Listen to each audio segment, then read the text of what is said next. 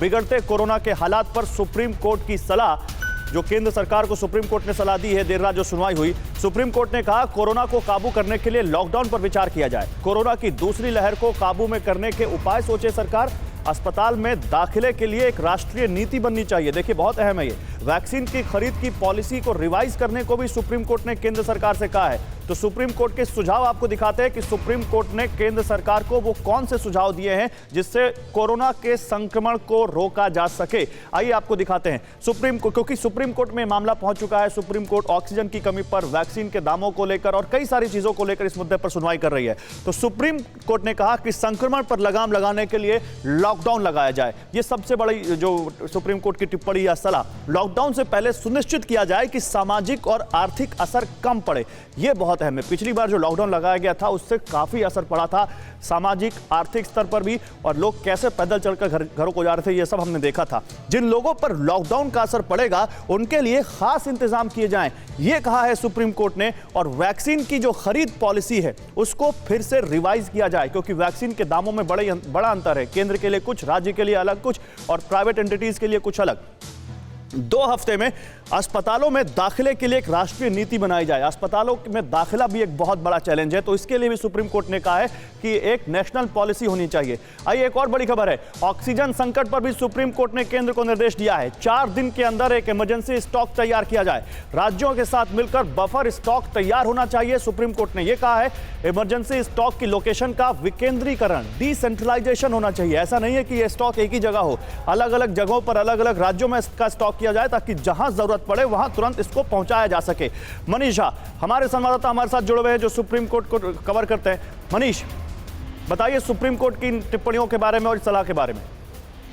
देखिए गौरव, सबसे पहले हम अपने दर्शकों को बता दें कि सुप्रीम कोर्ट ने कोरोना मामले में स्वतः संज्ञान लेते हुए जो 3 दिन पहले यानी 30 अप्रैल को सुनवाई करके अपना फैसला सुरक्षित रखा था, कल देर रात 64 पन्ने का वो विस्तृत फैसला आया है और उसके मुताबिक अगले 1-2 दिन बेहद निर्णायक साबित होने वाले हैं। सबसे पहली बात, सुप्रीम कोर्ट ने केंद्र सरकार से और राज्य सरकारों से कहा है, उन्हें सलाह दी है कि वो इस बात पर विचार करें कि क्या देश भर में और सभी जगहों पर लॉकडाउन लगाया जा सकता है या नहीं, क्योंकि तमाम एक्सपर्ट्स की भी यही मांग है, कोविड टास्क फोर्स की तरफ से यही मांग आ रही है। और सुप्रीम कोर्ट ने भी सुनवाई के बाद ये समझा है कि इस समय अगर लॉकडाउन लगाया गया तो वो कोरोना संक्रमण को रोकने में कामयाब होगा। और इसलिए सुप्रीम कोर्ट ने केंद्र सरकार से और राज्य सरकारों से यह भी कहा है कि अगर आप लॉकडाउन लगाते हैं तो उन जो कमजोर वर्ग के लोग हैं उनको किस तरह से सहायता पहुंचाई जाए, उस पर भी आप ध्यान रखिए। दूसरी अहम बात, दिल्ली में ऑक्सीजन की किल्लत को लेकर पूरी दुनिया में आज सबको देखने को आ रहा है कि क्या हालत है। ऐसी स्थिति में सुप्रीम कोर्ट ने केंद्र सरकार से कहा है कि आज आधी रात तक ऑक्सीजन की आबाद आपूर्ति दिल्ली में हो सके, यह सुनिश्चित किया जाना चाहिए। आपने कही है, तो दिल्ली में ऑक्सीजन की आपूर्ति आधी रात तक आबाद हो, ये कहा है सुप्रीम कोर्ट ने। मैं आता हूं मनीष, लेकिन डॉक्टर विवेक गुप्ता भी हमारे साथ दिल्ली से ही हैं। डॉक्टर गुप्ता, जरा ये बताइए, आपको क्या लगता है सुप्रीम कोर्ट के निर्देशों के बाद दिल्ली में जो ऑक्सीजन की कमी हो रही है, इसमें सुधार आएगा? और एक सवाल और जोड़ दूं इसमें, दिल्ली का पॉजिटिविटी रेट जो 33%, 34% के आसपास बना हुआ था, वो करीब आया है 30% के नीचे। तो अगर टेस्ट कम हो रहे हैं तो पॉजिटिविटी रेट तो नहीं कम होना चाहिए। क्या इसमें कोई सिल्वर लाइनिंग ढूंढ सकते हैं क्या? देखिए, there's always a reason for being optimistic. लेकिन जैसा आपने कहा है कि मैं पहले दूसरे क्वेश्चन जवाब दूंगा कि पॉजिटिविटी रेट चाहे 30% हो, 34% हो, स्टिल वेरी वेरी हाई। कई बार हम लोग एंजियोप्लास्टी करते हैं, एंजियोग्राफी में 50% ब्लॉक है या 55% ब्लॉक है, तो ज्यादा फर्क नहीं पड़ता। It is almost the same.